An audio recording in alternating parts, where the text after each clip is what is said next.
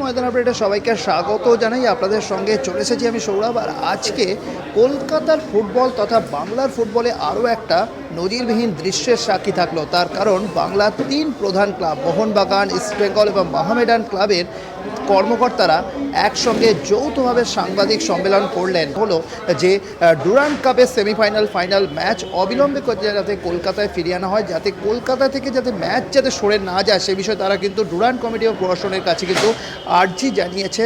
যে ডুরান্ড কমিটির কাছেও তারা কিন্তু জানিয়েছে যাতে সেমিফাইনাল ফাইনাল ম্যাচ কলকাতার বাইরে অন্য জামশেদপুর নয়, যাতে কলকাতাতেই আয়োজন করা হয়, যাতে খেলার যাতে সরে না যায়। আমাদের যেটা প্রথম এবং প্রধান বক্তব্য, সবাই আমরা জাস্টিস চাইছি। সাথে সাথে এই যে ডুরান্ড কাপটা বন্ধ হয়ে গেছিল, খেলা কলকাতা থেকে বন্ধ হয়ে যেতে পারে না, সেটাই আমরা প্রশাসনের কাছে অনুরোধ করেছি যে ডুরান্ড কাপের সেমিফাইনাল এবং ফাইনাল করার এখানে ব্যবস্থা করা হোক।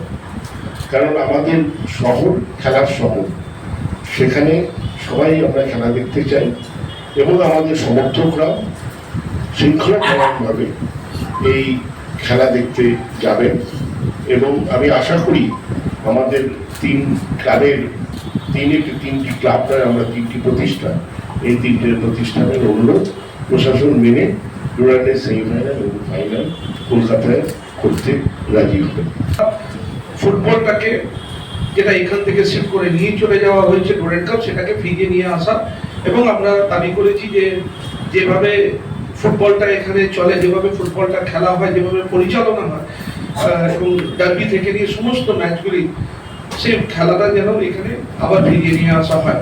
একটা খেলার জায়গায় হোক, সেই দাবি নিয়ে আমরা এখানে এসেছি।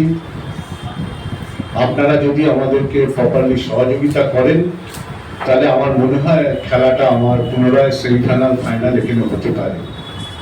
বাকি যা যেরকম ভাবে চলছে সেটা তো চলছে, এবং পাশাপাশি যে কথাগুলো উঠে আসছে, আমরা সবাই চাই দোষীর শাস্তি হোক, যত দ্রুত হোক।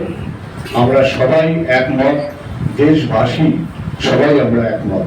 তো আমরা সেই প্রতীক্ষায় থাকবো যত তাড়াতাড়ি সম্ভব সেটা নিষ্পত্তি হোক।